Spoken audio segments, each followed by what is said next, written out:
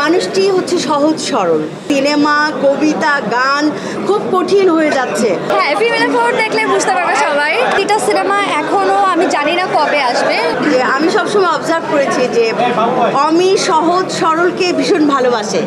খুব কঠিন কিছু যেটা নাকি মাথার উপর দিয়ে যাবে তেমন কিছু সে ভালোবাসে না। মানুষটি হচ্ছে সহজ সরল। তো আমি নিজে ব্যক্তিগতভাবে সহজ সরল জিনিসকে খুব ভালোবাসি।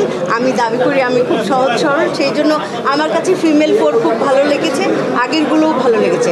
আর সবচাইতে ভালো লেগেছে যেটা আমরা বলিষ্ঠভাবে প্রকাশ করতে পারি না, প্রতিবাদ করতে পারি না, ফিমেল ফোরে কিন্তু একটা ক্যারেক্টার দেখানো হয়েছে, ডিস্কো বাবু। সেটা আমাদের প্রত্যেকের খুব চেনা, খুব পরিচিত চরিত্র, কিন্তু আমরা মুখে কুলু পেটে থাকি, কিছুই বলি না। কিন্তু আমি কিন্তু সেই জিনিসটি দেখিয়েছে ফিমেল ফোরে। আপনারা কি বুঝতে পেরেছেন? নিশ্চয়ই বুঝতে পেরেছেন।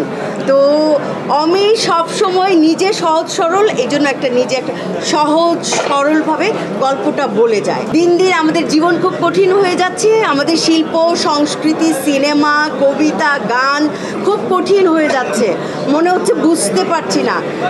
আমার মনে হয় যে অমির গল্পগুলো যখন দেখি তখন বুঝতে পারি, ওই যে সহজ সরলকে ভালোবাসতে পারি, চিনতে পারি। ধন্যবাদ, ভালো থাকবেন।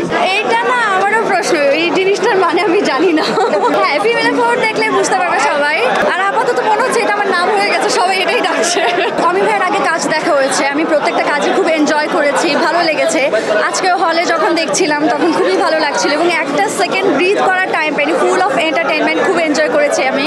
এবং এই কাজের আমি একটা পার্ট, সেটা ভাবতে আমার খুবই ভালো লাগছে। বর্তমানে কাজ, ঈদ আসছে সামনে, ঈদের নাটক, তারপর হচ্ছে গিয়ে সিনেমা করেছি, সেগুলোর হচ্ছে গিয়ে একটু ডাবিং অ্যান্ড এভরিথিং, সেগুলো নিয়ে এখন ব্যস্ত আছি। নাটক অ্যান্ড ফিল্ম এটা তো এখনো অন এয়ার হয় নাই, যেহেতু মাত্র আমরা কাজটা প্রিমিয়ার হলো, আমরা নিজেরা দেখলাম, সেটার এখনো প্রতিক্রিয়া আমি দেখতে পাচ্ছি না। আমার নর্মাল লাইফ আগে যেমন ছিল এখনো তেমনই আছে, এখনো তেমন কিছু দেখতে পাচ্ছি না।